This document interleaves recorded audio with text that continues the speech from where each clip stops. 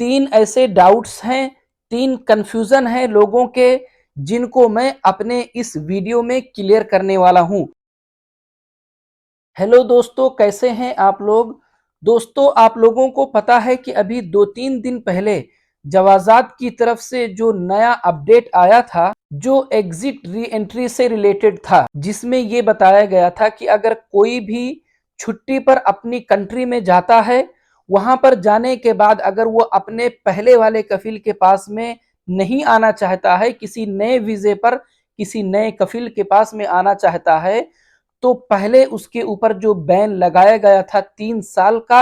अब वो बैन हटा दिया गया है। अब वो आ सकता है। मैं उसी वीडियो से रिलेटेड तीन ऐसे डाउट्स हैं, तीन कंफ्यूजन हैं लोगों के, जिनको मैं अपने इस वीडियो में क्लियर करने वाला हूं। तो दोस्तों, अगर आप लोगों ने मेरे इस चैनल को सब्सक्राइब नहीं किया है, तो प्लीज चैनल को सब्सक्राइब कर लें, क्योंकि मैं इस तरह के नए नए वीडियो आप लोगों के लिए लेकर के आते रहता हूं। तो चलिए चलते हैं, वीडियो को शुरू करते हैं। तो दोस्तों, चलिए उन्हीं तीनों कंफ्यूजन, उन्हीं तीनों डाउट्स को क्लियर करते हैं, जिसमें सबसे पहला डाउट दोस्तों ये है कि लोग मुझसे ये पूछ रहे थे कि क्या ये जो रूल है 3 साल बैन हटाने का, ये सारे प्रोफेशन के लिए है, ये सारे महीना वालों के लिए है। जैसे खास करके लोग इस बात को पूछते हैं कि जैसे हाउस ड्राइवर है, आमिल मंजिली है, आमिल मजरा है, ये कुछ ऐसे प्रोफेशन हैं जिनके रूल्स दूसरे प्रोफेशन के अकॉर्डिंग में, दूसरे महीना के अकॉर्डिंग में कुछ अलग ही हुआ करते हैं।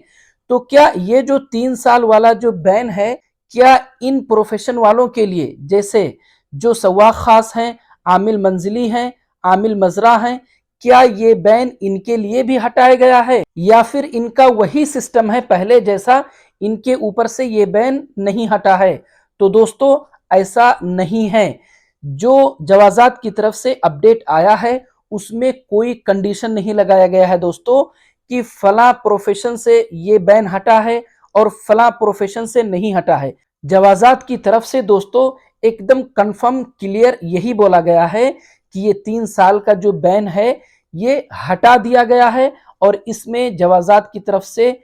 कोई प्रोफेशन, किसी महीने का नाम नहीं लिया गया है। इसका मतलब है दोस्तों कि ये जो रूल है, ये सारे लोगों के लिए है, ये बैन सारे प्रोफेशन वालों के लिए हटाया गया है। उसके बाद दूसरा डाउट ये है दोस्तों कि अगर किसी पे किसी और चीज का बैन है, जैसे अगर किसी को किसी और क्राइम की वजह से उसके कंट्री में भेजा गया हो, या उसको किसी क्राइम की वजह से पुलिस ने पकड़ा हो, कहीं भी अरेस्ट किया हो, पुलिस स्टेशन में रखा हो, और उसके बाद पुलिस के थ्रू उसका फिंगरप्रिंट लेकर उसको उसकी कंट्री में भेजा गया हो, तो क्या ऐसे लोगों के लिए वही पहले वाला ही अपडेट रहेगा, या उनके लिए भी बैन के खत्म होने का कोई अपडेट है। तो दोस्तों, उसका जवाब ये है कि जवाजात ने जो अपडेट दिया है, वो सिर्फ और सिर्फ एग्जिट री एंट्री से रिलेटेड है। वो सिर्फ और सिर्फ छुट्टी पर जाकर दूसरे वीजे पर आने से रिलेटेड है।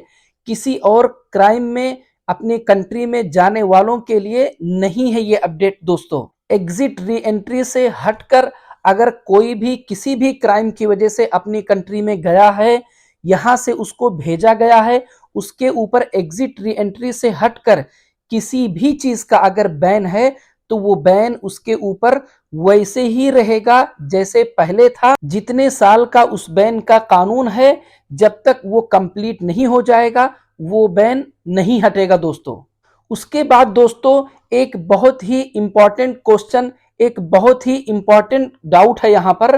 कि अगर कोई भी अपनी कंट्री में पहले गया हुआ है और उसके ऊपर किसी चीज का फाइन है,